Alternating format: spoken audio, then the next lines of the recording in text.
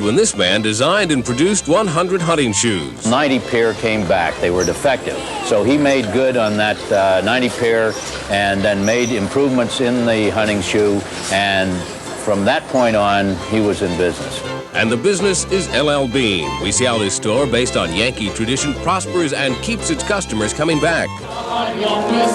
Meet these operatic ambassadors of goodwill. The Surrey Opera Company prepares for its return engagement to the Soviet Union.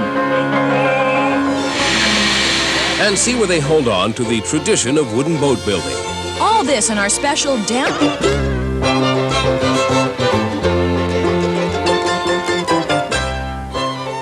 So you say you'd like to take a vacation in Maine just to see it, but you're just not the outdoors type. Maybe you don't like fishing because you think fish are slimy, and you don't like downhill skiing because you don't want to get hurt, and you don't want to go camping because they don't have room service. Well, there are lots of great indoor activities up here in Maine. For instance, if you're near the coastal town of Ellsworth, there is always their world-traveled and world-renowned opera.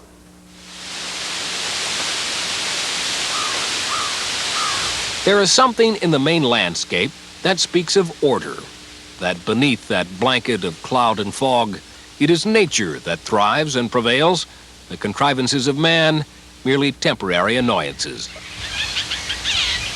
Consider, however, in the midst of this fortress of consistency, the small, improbable town of Surrey, where one finds ticket offices and well-dressed crowds, and damp, unheated barns filled with grand pianos, all in tune.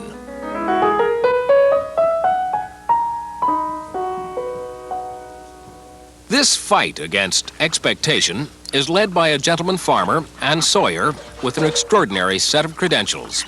His name is Walter Noack. He is said to be the first Westerner ever to achieve Zen mastery. He is a graduate of the Juilliard School of Music and, since 1984, founder, conductor, and landlord for the world-traveled Surrey Opera Company. All right, that's what we got to work on a little, right? It's one of the richest things that I've ever come upon in my experience with music and with people. Many of these people have not had any training in classical music, and their interest to do it over and over again and to perfect it and to understand it more is astounding to me. Remember, in this course, there's one portion that's difficult. There are fishermen, there are doctors, veterinarians, housewives, children, all kinds of people. Anyone that wants to sing with us is in our group. I'm Claude Dupuis. I sing in the Surrey Opera Company.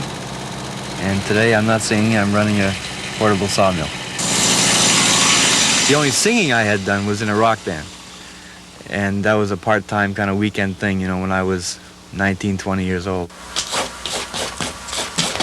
My name is Margaret Baldwin, and I teach art at our public school here in Surrey. These are from the Boris Godunov, the opera. It was wonderful to get into the whole history and the whole stylized aspect of the Russian art. Any little heartbeats, Doctor? I'm Dr. Joan Rayton. I'm a veterinarian. And I've been singing alto, but I'm switching over to tenor.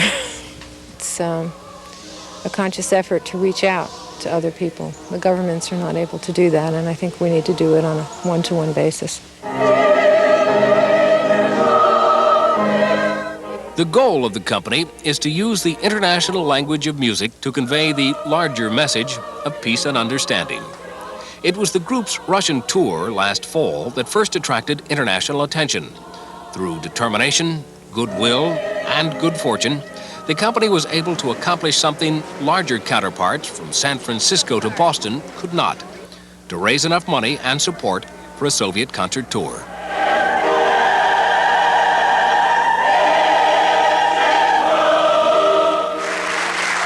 They were so open to what we had done with their music, their opera, and it opened up so many wonderful new things for us and hopefully for them.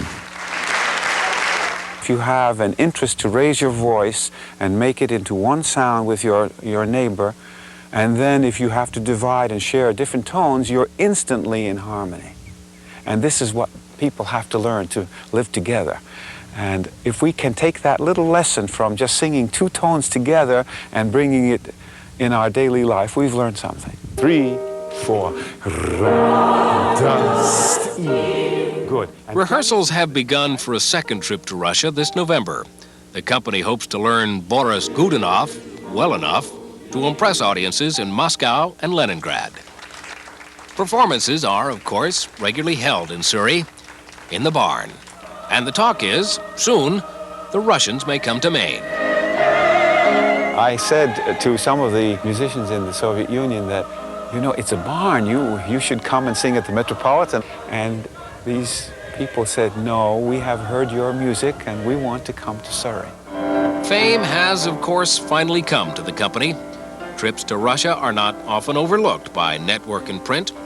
But for those who feel a trip to Surrey might yield unparalleled virtuosity, heed the words of Walter Noack, woodcutter, conductor, master of Zen. It's only what we can do, you know. Sometimes they're 50, sometimes they're 70, sometimes they're 100. But that's what it is. So I can't promise you anything for tonight's performance.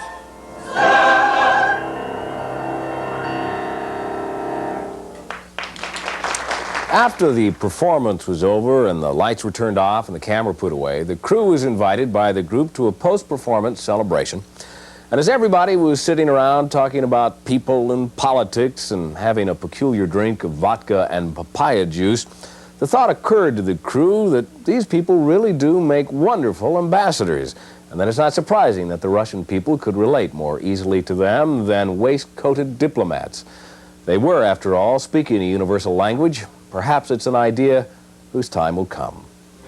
Coming up next, the preservation of an old idea, the home of wooden boats. Stay with it.